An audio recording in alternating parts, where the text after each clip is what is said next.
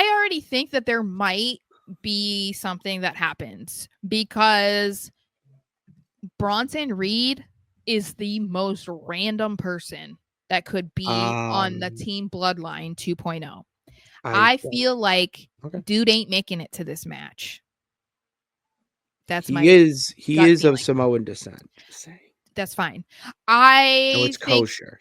I think that so if we're talking about any sort of outside influence coming in, we've been talking about how The Rock might show up. He might do this. He might do that. I think if it's going to happen, something is going to happen with Bronson Reed. And it's going to be because of The Rock. Because The Rock is like, get out of here. Like, I'm the fifth guy. And that is kind of when we see him in a stare down or something with Roman. The reason I think that if we're entertaining the idea of The Rock being there, I'm not even saying he's 100% going to be there, but if we're talking about it like, yes, he will be there. To me, that makes the most sense because the only thing that would have validated Bronson Reed being in this match is if Seth Rollins was the fifth member for Team OG Bloodline. Otherwise, he doesn't make any sense. And that makes me wonder if Seth was the original fifth member and then they saw maybe the reaction or they were like, maybe that's not a great idea. We don't want this to tarnish what could be in the future between Seth and Roman. And they changed it, but they were like, we already said it was Bronson. We did a double taping. There's nothing we can do. I think if that's the case, or even if it was Bronson Reed the whole time and CM Punk was the fifth person the whole time, I still think that The Rock can get involved.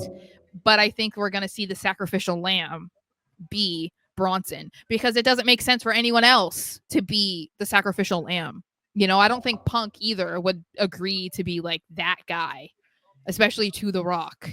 Like he's not going to do that. So I think it might be Bronson, and it's possible that Bronson doesn't join them when they're coming out to go into that cage.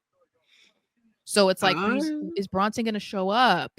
And then it ends up being the final boss. I'm just throwing this theory out there. I like your theories. That's okay. I like it because that would be more exciting to me for the final boss being there than any other reason for him to be there. Like, makes sense. I feel like going after Bronson Reed would make it make sense. Potentially. Because he's not a part of the family. So he's just part of the ancestry. Yeah, but he's not acknowledged in that way. So we have some comments here. Mr. Anderson says chances of Heyman having Punk screw the OG Bloodline set up a heel turn for Punk to feud with Roman when Raw goes to Netflix. I could see that for $5. I like that. I appreciate the $5, but thank you. I don't see it happening. Simply because Punk doesn't need a Paul Heyman right now. I'm not saying that Roman necessarily does, but it's more so based on what Paul has said, that he wasn't going to work with anybody for the rest of his career unless it was Roman Reigns. So I'm not saying he would never go back to help Punk, but I don't know that Punk needs him at this point in his career. I think Roman benefits more from Heyman being there.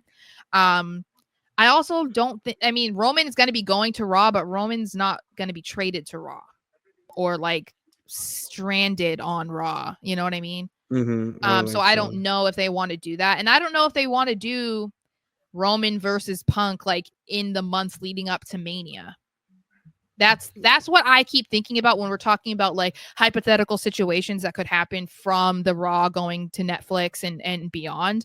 That's, even though it's not officially Mania season until after the Royal Rumble, I still consider January like Mania season because they're not going to be doing anything in January and February that is too far from what they have planned for Mania. So unless they really want Punk versus Roman at Mania, I don't know that they're going to really dabble in that because that feels like something that needs time. Yeah, it might be teased or whatnot, but yeah, it does need time. Will Chisholm, $5 as well. Thank you very much. Roman said he's my wise man. Punk said we'll see. It's long-term tease with Paul turns on Roman. I could see that. I could see that very much. So I think that could be. Future match, custody of Paul Heyman. Oh Paul Heyman on a pole match. I need to see the Penguin. Paul Heyman in a shark cage. Oh my god! Vince Russo. I think that is an interesting baseline for their feud, though. Oh, very interesting. Roman stole him basically from Brock, because after Punk left, he went to Brock. Mm-hmm. So, I mean, Punk had been gone, and it's like, okay, well, when I was around, you were my guy. Like, what happened? Like, why? What are you doing? So there's an argument there, and of course, it's kind of intriguing because Paul, you can't trust Paul. Paul's been gone for months at this point.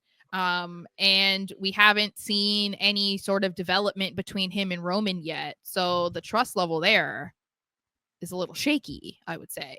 And he was wearing what Solo was wearing, so that's even more interesting.